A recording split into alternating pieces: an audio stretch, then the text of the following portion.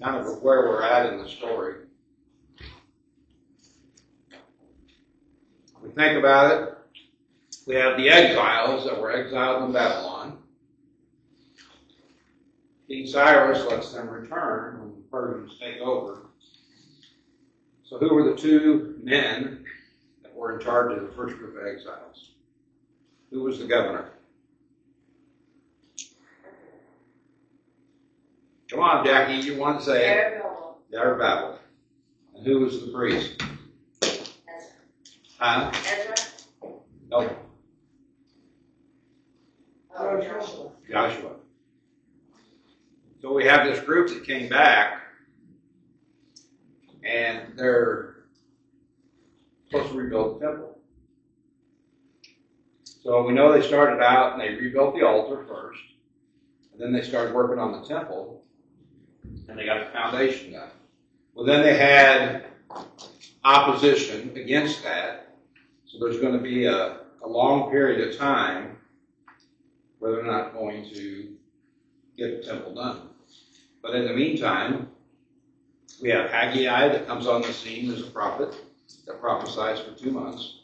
And we have Zechariah that came on the scene.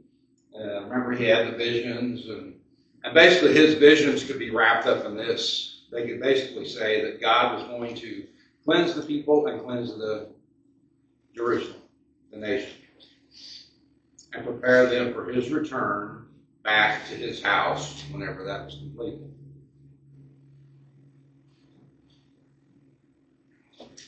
So after that, then we went back to Ezra, remember. They completed the temple. And they had the Passover, and then they had the Feast of the Unleavened Bread. So who was the king during this time? When the temple was completed, who was the king? Who was the Persian king?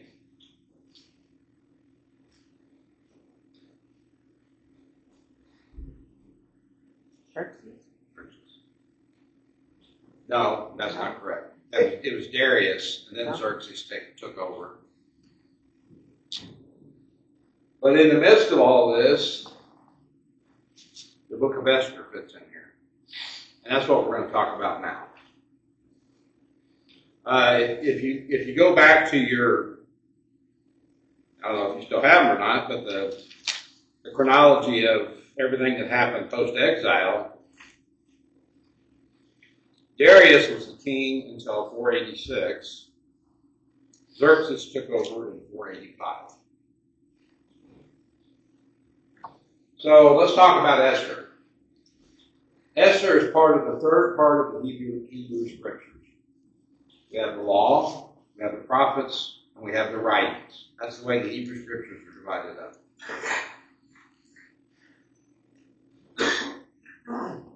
The writings were 5 scrolls, which Esther is the last of those 5 scrolls.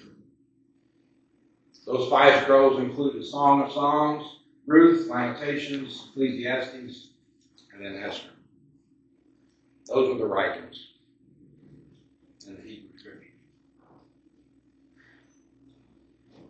The interesting thing about each of these scrolls is they were read during one of the Jewish festivals.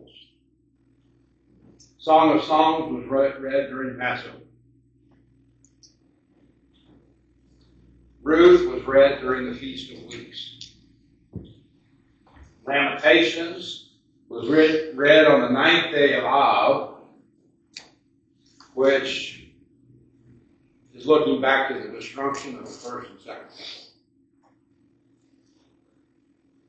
Ecclesiastes was written in the synagogue on Shabbat, read in the synagogue on Shabbat.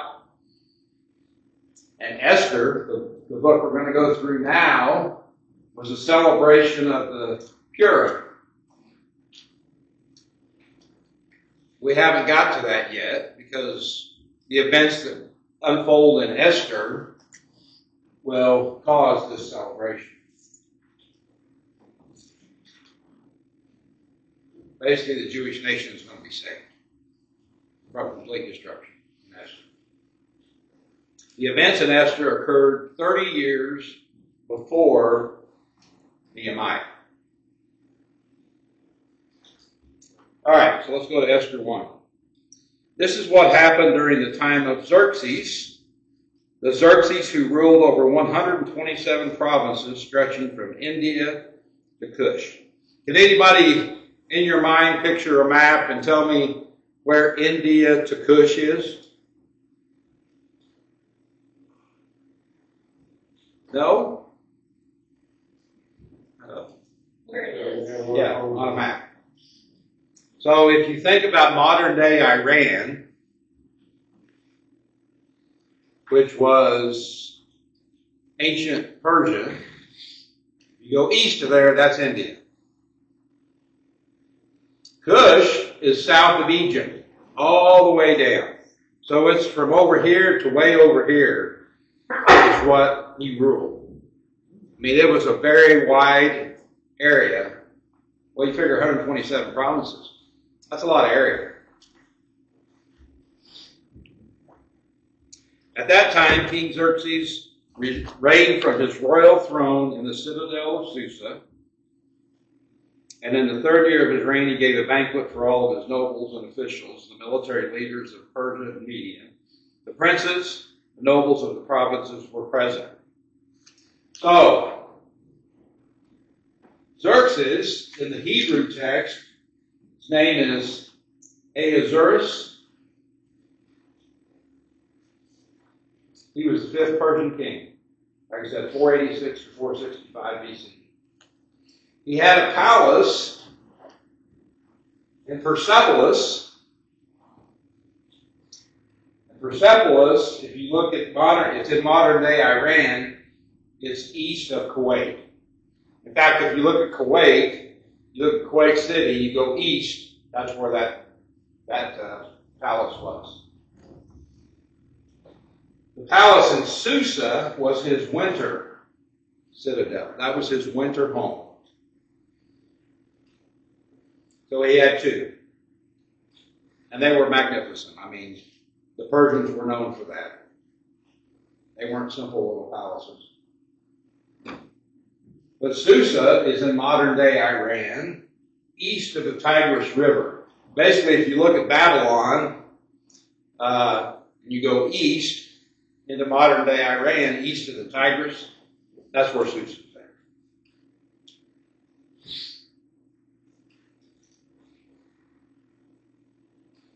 And it says he's going to have a banquet for all of his nobles and his officials. Verse 4, for a full 180 days, he displayed the vast wealth of his kingdom and the splendor and glory of his majesty. Understanding how things were working was, he was going to have a banquet. And there's a reason that he had all of his military leaders and princes and all that stuff. Xerxes was preparing to go to war against Greece.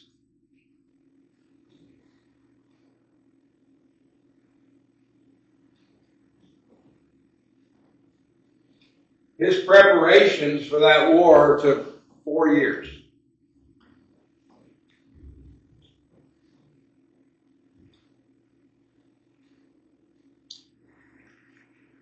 And a lot of that 180 days, I guarantee you, was spent in the planning process. That's why he had all the military leaders and all the princes and dignitaries from throughout the kingdom there. So let's do a little history lesson here. He took over in 486. He would attack Greece in 481 BC.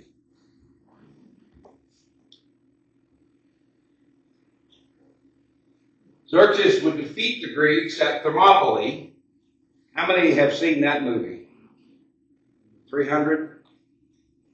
Yep. That's where that happened. And that was in 480 BC. Xerxes was defeated at Salamis, which is a gulf near Athens, in 480 BC.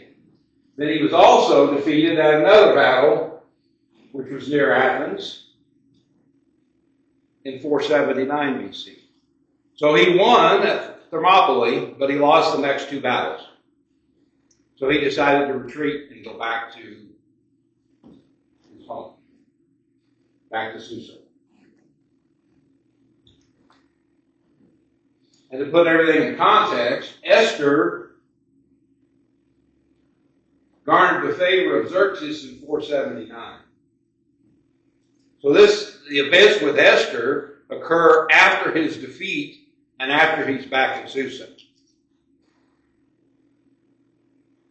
So he's having a banquet, getting all his people together. He's going to attack Greece. So let's pick up verse 5. When that 180 days was over, the king gave a banquet lasting 7 days in the enclosed garden of the king's palace for all the people from the least to the greatest who were in the citadel of Susa. So he gave a banquet for everybody that was in Susa. The garden had hangings of white and blue linen, fastened with cords of white linen and purple material to silver rings on marble pillars. There were couches of gold and silver on a mosaic pavement of porphyry, marble, mother of pearl, and other costly stones. Wine was served in goblets of gold, each one different from the other, and the royal wine was abundant in keeping with the king's liberality. By the king's command, each guest was allowed to drink with no restrictions. For the king instructed all the wine stewards to serve each man what he wished. So what picture do you have when you describe that garden?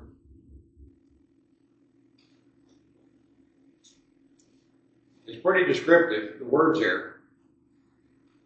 Big party. Huh? Big party. Big party. But how would you describe the garden itself? A lot of wealth. A lot of wealth. Extravagance. The white and blue linens, those were the royal colors. That's the significance of that.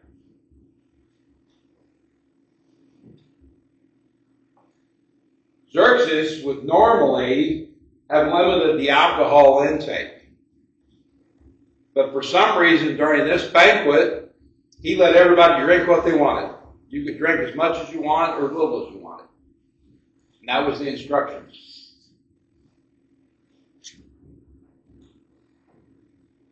Verse 9, Queen Vashti also gave a banquet for the women in the royal palace of King Xerxes.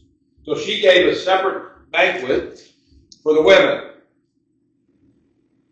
which would have been the cultural norm at that time.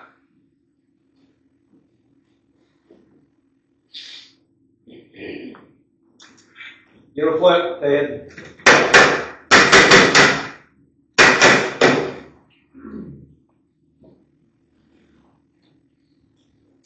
Verse 10. On the 7th day, when King Xerxes was in high spirits from wine, he commanded the eunuchs who served him to bring before him Queen Vashti wearing her royal crown in order to display her beauty to the people and nobles, for she was lovely to look at. So we could say on the 7th day, when King Xerxes was intoxicated, he wanted the queen brought before him. He wanted to show her off to everybody. The attendants went and delivered the king's commands. She refused to come. Then the king became furious and burned with anger. It was not good for your health to refuse to be in the presence of the king. It just wasn't.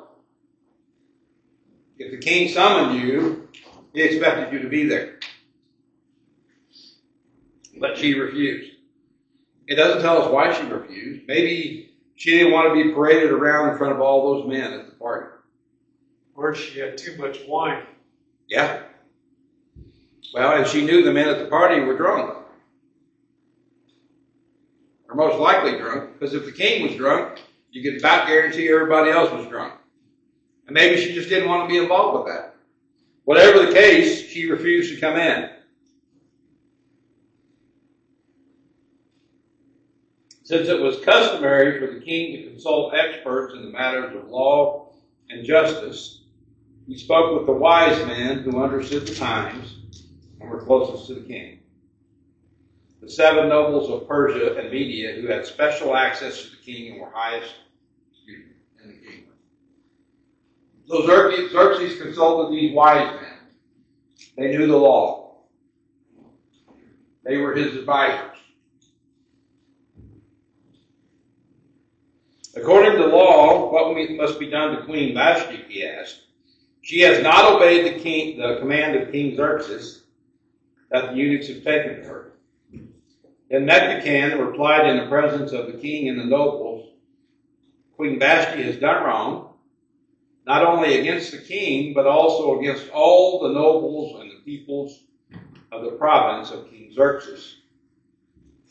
For the queen's conduct will become known to all women, so they will despise their husbands and say, King Xerxes commanded Queen Vashti to be brought before him, but she would not come. This very day, the Persian and Median women of the nobility who have heard about the queen's conduct will respond to all the king's nobles in the same way. There will be no end of disrespect and discord. Therefore, if it pleases the king, let him issue a royal decree, and let it be written in the laws of Persia and Media, which cannot be repealed, that Vashti is never again to enter the presence of King Xerxes. Also let the king give her royal position to someone else who is better than she.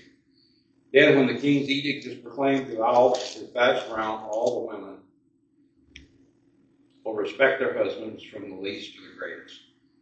The king and his nobles were pleased with this advice, so the king did as Memucan proposed.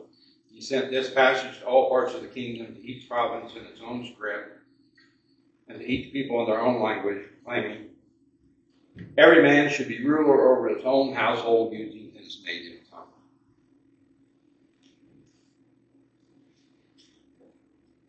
So you can see these wise men, what were they really worried about? That their wives and the wives of all the other nobles throughout the kingdom would act like Vashti did. And that wasn't acceptable to them. So once Xerxes did that edict, you cannot withdraw an edict. It stands forever. So that was the word of the kingdom. And maybe Xerxes also thought, well, if I can't control my queen, how can I expect the kingdom to respect me as a king?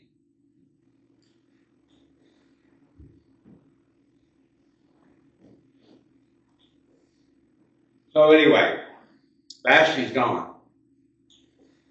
Never to be heard from again. Then we get into chapter 2. Later, when King Xerxes' fury had subsided, he remembered Vashti and what she had done and what he had decreed about her. I put up here, I think Xerxes had buyer's remorse. After he got ticked off and made that edict, he's thinking, I don't have a queen. And he probably was a little upset about it. And I'm assuming from the next verse, his attendants saw that. They saw that maybe he was depressed and mopey or whatever it was.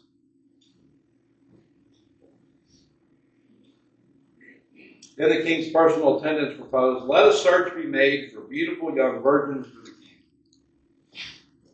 Let the king appoint commissioners in every province of his realm, bring all these beautiful women into the harem at the citadel of Susa. So notice is going out to all the provinces. Bring the most beautiful young virgins to Susa, to the harem.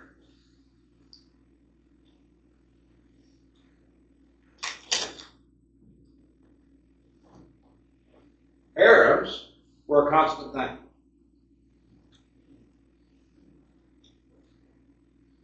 We can't understand that culture, but as women got older, they were going to be replaced with younger, more beautiful women. That's just the reality of it. So that's when the media madness started. The what? The media madness. The media madness? Kind of a joke. Oh, I got you. I got it, Paul. I got you, Paul.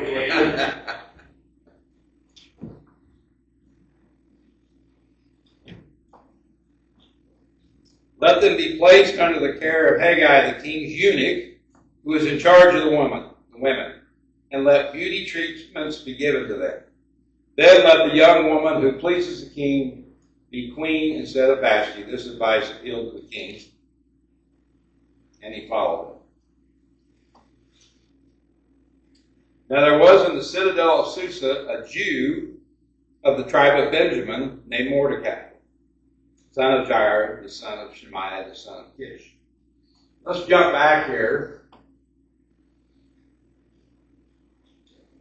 Now we're good. So we were bringing up a new player into this. This is Mordecai. He's a Jew. He's a Benjamite, and he's living in Susa. How did he get to Susa?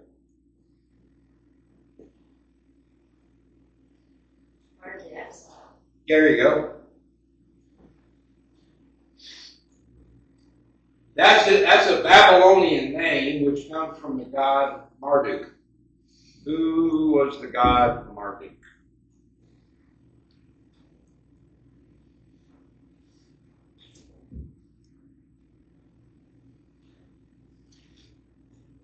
Babylonian god.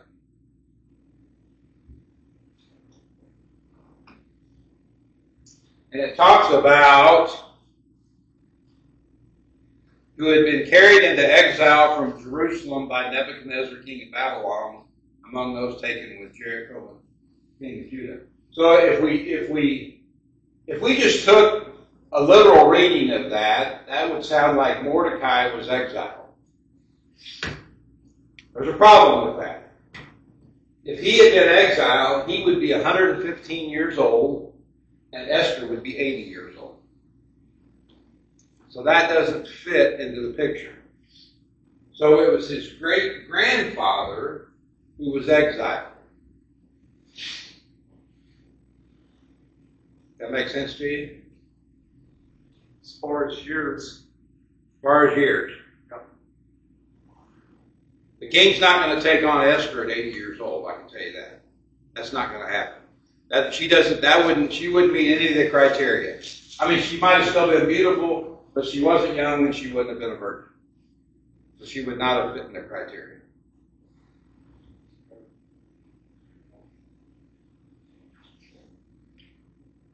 Mordecai had a cousin named Hadassah, whom he had brought up because she neither had father nor mother. This young woman, who was also known as Esther, had a lovely figure and was beautiful.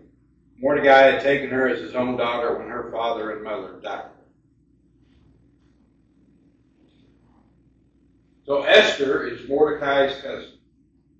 Now, Mordecai was established there. I mean, he just didn't come on the scene.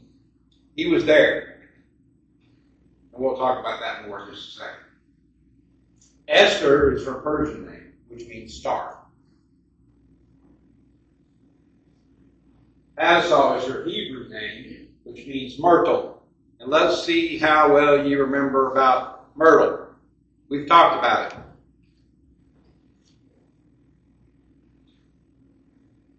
Remember the myrtle bush in the vision? Remember the scouts that God had sent out over the earth?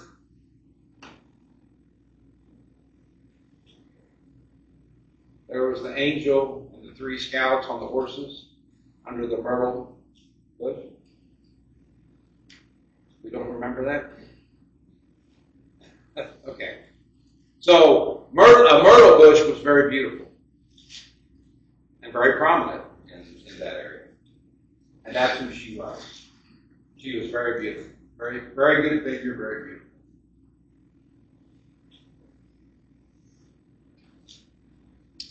When the king's order and edict had been proclaimed, many young women were brought to the citadel of Susa and put under the care of Haggai. Esther also was taken to the king's palace and entrusted to Haggai, who had charge of the harem. She pleased him and won his favor. Immediately he provided her with beauty treatments and special food.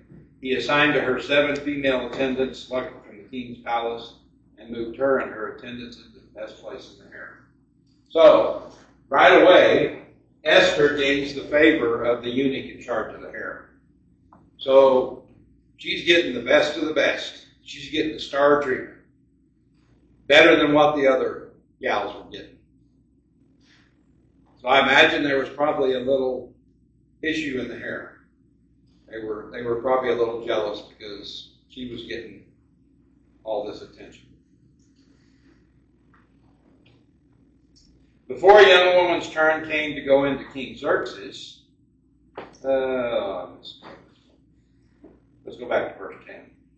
Esther had not revealed her nationality and family background because Mordecai had forbidden her to do so. Why would Mordecai forbid her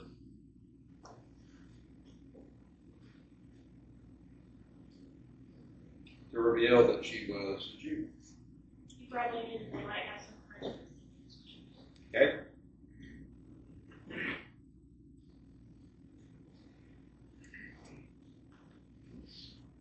Every day he walked back and forth near the courtyard of the harem to find out how Esther was and what was happening to her.